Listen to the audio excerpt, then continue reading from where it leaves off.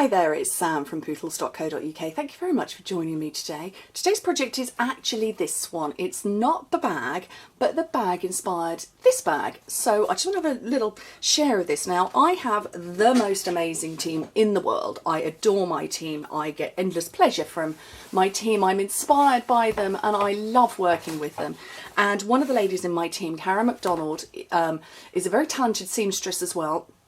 And she sent me this bag recently and it came through, it arrived in the post when I was in the middle of struggling to design projects, and it literally, you know, the doorbell went. I was like, oh, that's really helped, you know, that stopped me. I was, you know, just about to get back into things. And so anyway, and I saw it and I saw her name on the back and I thought, oh, what's Karen sent me? And I opened it up and it was this, and it was just perfect to set my mojo back off again.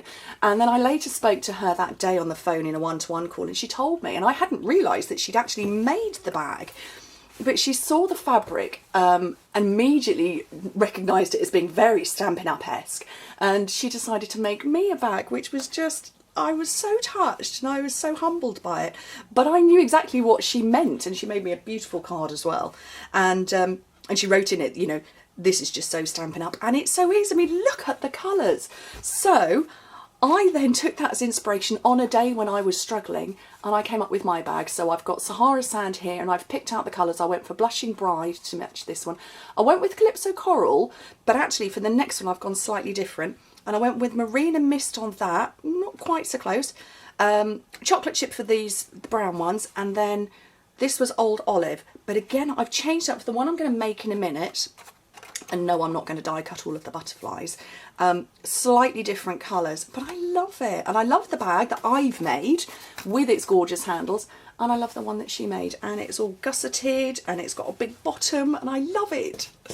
Absolutely love it. So Karen, thank you ever so much. I'm humbled and touched that you made this for me. Right, let me make a bag with you. So it's quite a big bag. Oh, I didn't write down what the finished dimensions are. The finished dimensions are 2 by 4 by 4.5. So that's going to be 5 by 10 by, ooh, what would 4.5 inches be?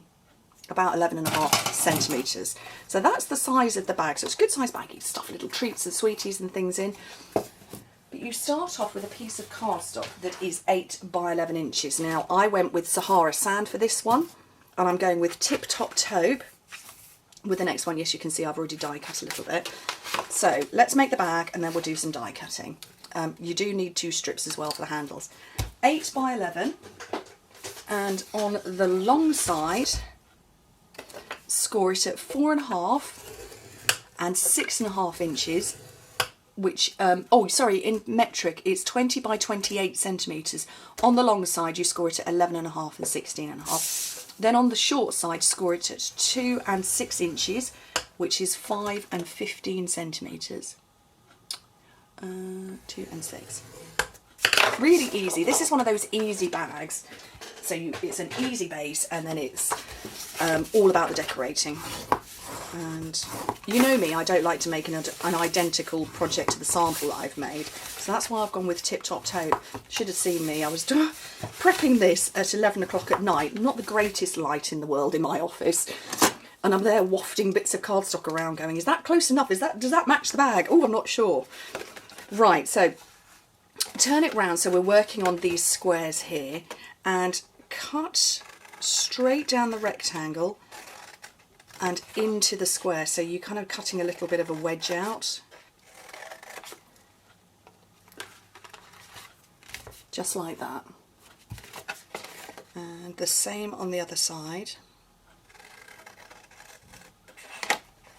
And like I say, easy bag to make, all about the decoration.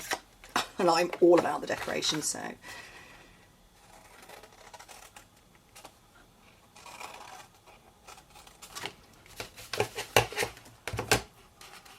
There we go, so that's what it's like. So we're going to put adhesive on these parts and on the inside. So fold these in to put the adhesive, because they're going to fold up, and these ones are going to fold round. And actually it doesn't matter whether it's the front or which of these long rectangles, because it's exactly the same size. I'm just, you know, going with the ones that are closest to me. So Plenty of adhesive. Try not to stick yourself to it, which is what I've just done. Okay, these ones, fold it in, and this edge here, this loose edge, match it up to this one here. And then you will get a perfect bottom to your box. And then exactly the same with this tab. So again, match up your loose edge to this line here.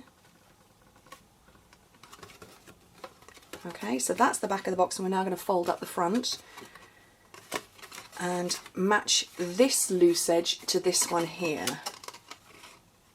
and all along the top at the same time. If you're unsure, a liquid glue is very good for this, because at least you've got a little bit of wiggle room. I'm quite brave.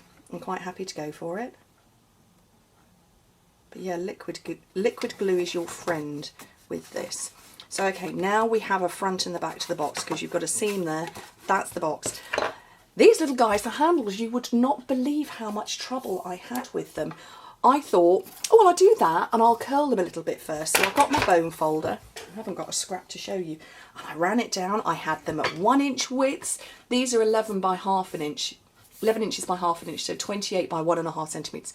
I had them 2.5 centimetres, 1 inch, they were too wide. I curled them, that went too bendy. I'm not going to do that now. We're just going to keep them flat. Little bit of glue at the ends of each of them.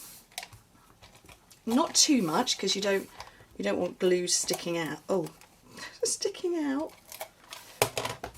And it's you're just eyeballing it. So how far did I go down? Maybe half an inch, 3/4 of an inch, about 1.5 centimetres. Bend it round and get the same side and glue that down. And that's how you get it to fold in. If your handle bends the other way, it actually, when you're looking at the box, it sticks out like that. See, I did everything. I did all the hard work for you. Oopsie.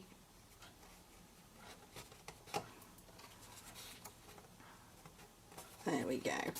So, front of my box and back of my box. Now we're going to cover up one of those. I actually don't mind the handles, but you might want to put buttons or things on it. So, my dies, I'm using 2 sets of dies. I've got Bold Butterfly, because I wanted this one. I've also got beautiful Butterflies Thinlits, because I wanted that one and this one. I've already done this one in, and I went for Soft Sky this time. So I bring in the original, I went for Soft Sky, and so I'm not going to do that one, but I will do this guy here. And I've already cut one out, and I went for Pear Pizzazz this time, so a little bit brighter. And that one there from Bold Butterflies, I've already done one, and I went for Cajun Craze instead of the Calypso Coral. And then I've just got 2 more bits. So I'm going to do a Blushing Bride, which is what I did originally. And this one I've gone for Early Espresso, so just slightly different colour. So what have I got over here? Right. Big Shot Platform, thin die adapter, precision base plate. You don't need a cutting mat on the bottom. And let's do it this way. Pop those on. Cutting mat on the top. Let's get that a bit closer. And I've got my Big Shot over to the right hand side. So you're going to hear cranking, but you're not going to see it. So can you hear that? So I'm just running it through, and I know what my Big Shot is like. It likes a little bit of, it likes to be worked a couple of times, so I have to go through a couple of times with these particular dies. So let's bring it back in. There we go. And they've all cut through. That one's questionable, but they've cut through okay. And you know what? That's what a Big Shot's like. They have their foibles. So let's pop those out, and this one as well. And I've got my little die brush here. Love this thing. It's a roller with bristles, basically. and you just poke through and mostly all the bits come out. But obviously typically this one's not going to play the game, so you know what, I'll have a little bit of a chatter with you while I'm poking all the bits out of that. There you go, that's demonstrated what it's meant to do. It's not going to play. It's like live television but not actually live, isn't it? That's so cute. I love that one. So that goes back in my bowl of butterflies.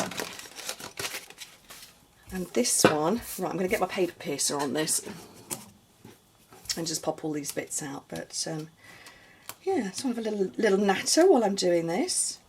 Has everybody got their copies of the catalogue? Has everybody shopped through Celebration? Gotta love a freebie. Spend £45 or €60 and choose something from the exclusive Celebration catalogue for free. We love everything for free. Oh, that is a bit, I might have to come back in with that one with some snips. And then obviously there's the joining offer, and at the point of time in filming, I've had 12 people join me, and at the point of filming, Celebration has been going 1 week. So I've had 12 people join my direct team, 31 across the whole team as a collective, because they realised it is such a good bargain, it's such a great offer. There is obviously the opportunity that you can grow and build a business, but to be honest, even if you're not interested in that, the ultimate product bundle, £99 to join. You choose £130 worth of anything that you like, so you don't have a kit that's dictated to you. Snips for those, I think. And then you also get 2 extra free stamp sets of your choice, anything that you like from the spring catalogue or from the main annual catalogue. I mean, seriously? For £99, you gotta love it, and free postage on that one. And then after that, obviously, you then get the Stampin' Up demonstrator discount all the time that you're a demo. So I love it, and you know, clearly the 12 people who've joined me, the 31 into the whole team, also love the idea as well. So I'm all in favour of that. So I'll make sure that there's a link in the description bar. Obviously there will be to take you to this project anyway, but I will make sure that there is a Celebration link as well to take you to I have pages ready with frequently answered questions people have asked, and I've answered them. So I'll make sure that you can link across to that as well.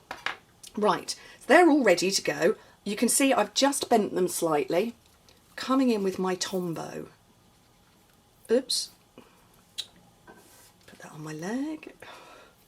A little bit of Tombow there. So this one is just going up on the right. So it's kind of going over the handle. I'm not offended by the handle. I don't mind it. And my Pear Pizzazz one. Pop that down there. I think I might have my early espresso.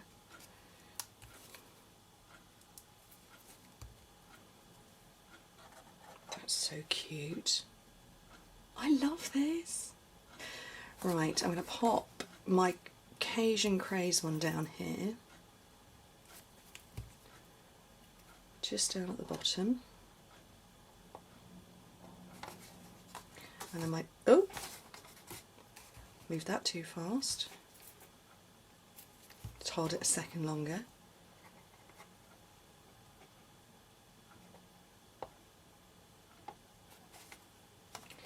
And then my last one, my last Blushing Bride. And pop that flying up there. And this is very much a decoration piece. You put the gift in it and you'd keep the bag as well. But I love it. When that glue dries, it will be just as sturdy and solid as this one. But I really, really love it. And I love my fabric bag that Karen made for me as well. So there you go. Anyway, thank you ever so much for joining me. Hope to see you soon.